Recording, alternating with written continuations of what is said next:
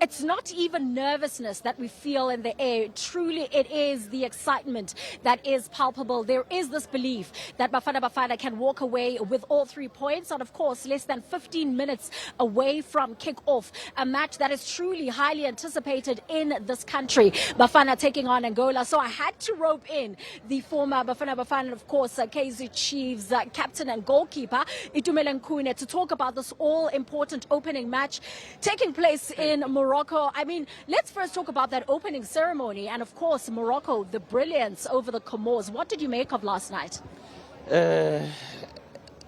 What a great start to the tournament that we are all looking forward to. The opening ceremony, I watched all of it. It was such a beauty to see Africa celebrating our heritage, and we were showing the world what we are capable of and what we can pull off.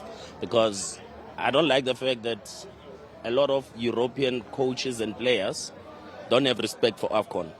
But again, it's us who need to make sure that we take it to the world to see that AFCON, we respect it so much as African players, and they should also take it serious and start taking African players serious, because they are the ones who are lighting up their leagues. So all those players have been seen playing in AFCON. So AFCON needs to be respected. And yeah, we're looking forward to tonight's game. Bafana to walk away 2-0.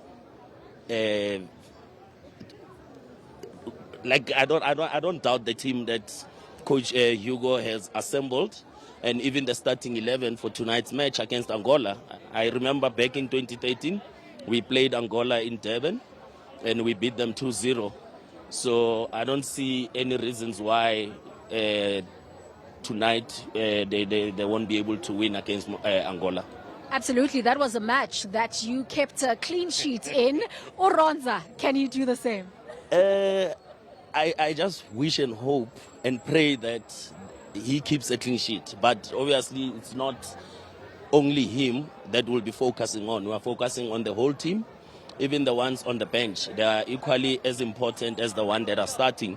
So we want everyone to come together, unite, as we beat Angola tonight. And you speak about this bench that we have. There is so much depth when we look at the likes of Aborile that are also there, who can come on and make quite a huge difference. Definitely. I think Coach Hugo, like I said, he has assembled a very good squad. You can see we are strong in the first 11, and we are also strong on the bench. So that's all you need as a coach. You need that squad depth that can, maybe if you make subs, the one who comes out and the one who comes in must also perform and raise his hand to be counted in the next games, because we still have Egypt that we're still going to face. We still have Zimbabwe. So everyone is very important in the squad, and it's very important that whoever is given the starting berth goes all out and deliver for the nation. We speak about this a lot in terms of Coach Hugo Bruce celebrating this milestone. 50th match in charge, and of course he has consolidating 24 wins so far. What is it going to take for him to get his 25th in his 50th match? Yeah, no, congratulations to Coach Hugo Bruce for reaching such a milestone of 50 games tonight, and we wish him everything of the best. I think it's going to take a lot of courage, a lot of resilience for us to come out victorious in tonight's match, and it's going to take a tactician of Hugo Bruce's caliber to guide the boys and lead the boys, and I think they will surely make him proud for celebrating his 50th game coaching Bafana. He's one of the longest serving Bafana coaches, and he has done the country proud. Absolutely. Just in terms of this Angolan team, because we're not going to be underestimating them in any way whatsoever. Yes, we know they ranked 89th. We are 61 in terms of the FIFA rankings. What are some of the things that Bafana needs to look out for, especially in that first half, those first couple of minutes when they kick off? Remember, Oli, in every tournament, you need to respect your opponents. You, like, even yesterday when we were watching Morocco versus Comoros, we asked ourselves one question: how did Comoros qualify? So it goes to show that everyone who's there in the tournament deserves to be there, and they've topped their group, hence they are there. So you can't underestimate any oppositions.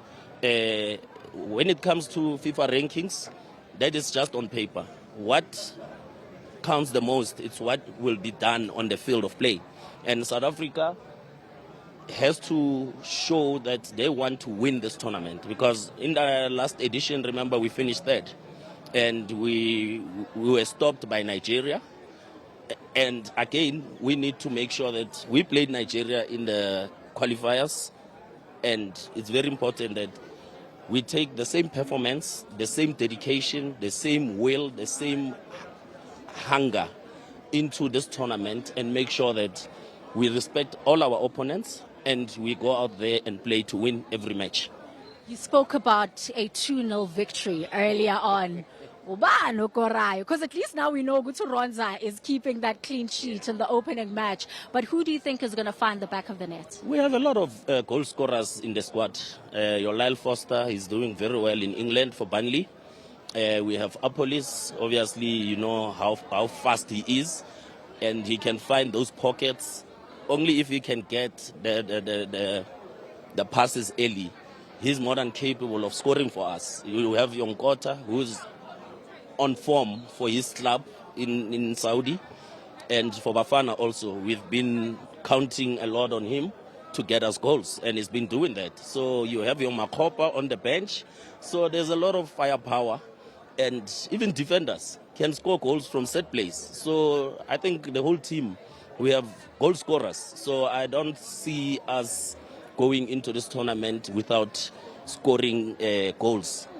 And we truly are spoiled for choice. I do want to let you go because the match is about to get underway. But we know that our other opponents, Egypt, Zimbabwe, they play later on. And we'll be looking forward to that match on Friday against the 7-time champions. Just when you look at our group, how difficult is it going to be for Bafana to progress to the next stage? Yeah, no, it's a tough group.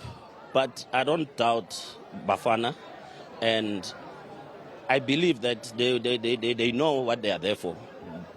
They are there as number 3 in the previous edition.